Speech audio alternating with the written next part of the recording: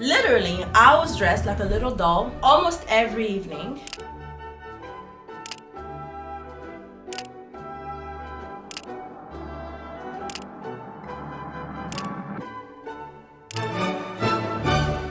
Why are you hiding behind the need for everything to be perfect in order to live your most fulfilling life?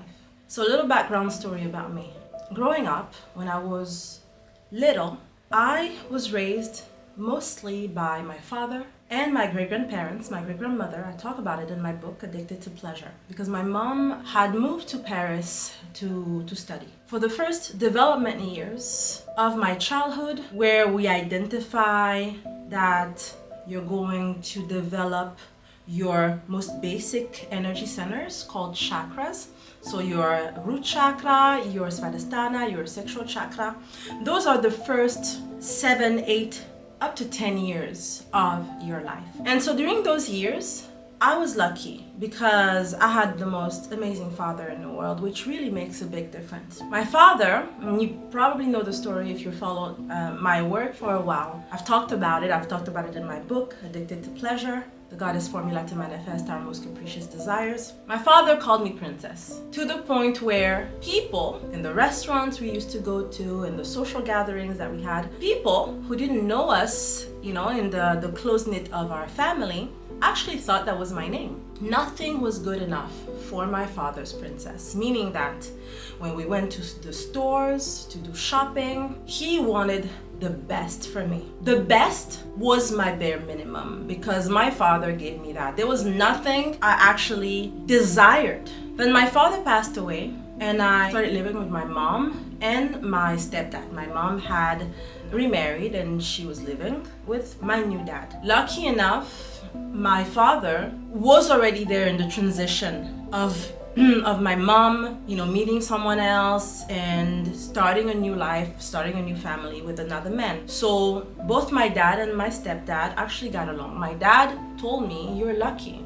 A lot of girls out there, a lot of little girls out there don't even have one dad. You get to have two. The lifestyle was completely different. Like I said, in terms of education, in terms of pedigree, my dad was more of what we call in Africa bourgeois. So he was a diplomat, he had traveled around the world, highly intellectual, highly cultured, a fine man. My stepdad and his entourage was pretty much nouveau riche in all of their habits, something that I wasn't used to. I remember moving to my new home with my mom, and literally every evening we had gatherings of 30, 40 people. We had a catering service in our home and we would just have, because this is the political game, at least in my culture, having a lot of people around, a lot of high-ranking officials coming and networking. So there the pressure was different because this need or this pressure that my mom clearly input on me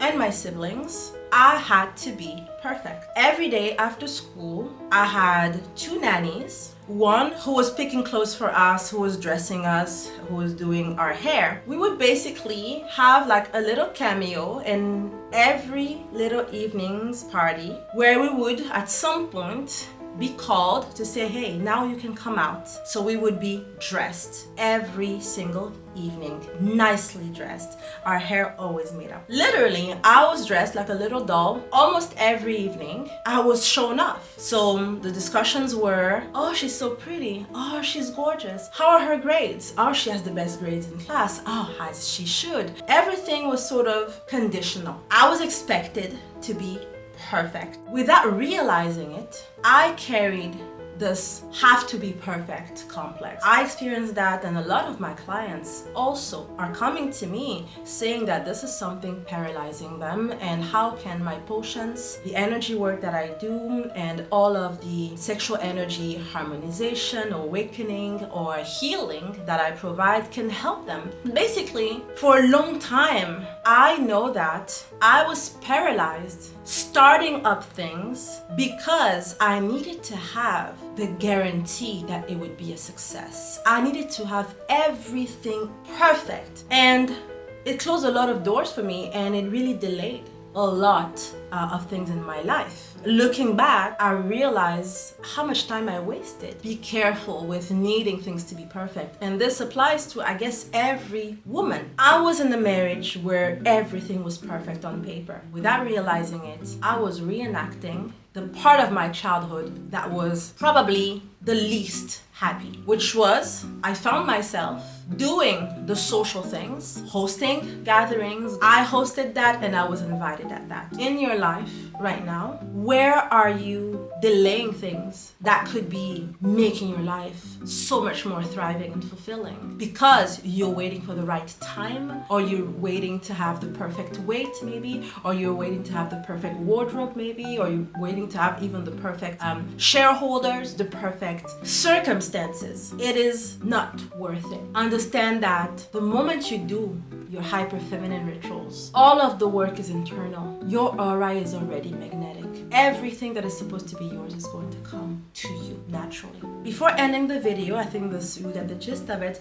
I want to show you something I'm really, really proud of. I'm launching my Muse potion. Muse Diamond. I've been making diamond potions for a little more than a year now, and it's becoming my core sort of type of business. So I'm using, let me show you, because I was doing some work yesterday for a client. This here is the base of my potion. So you have the diamonds, and you have Herkimer diamonds too, and you have an amplifier, which is a type of very rare quartz.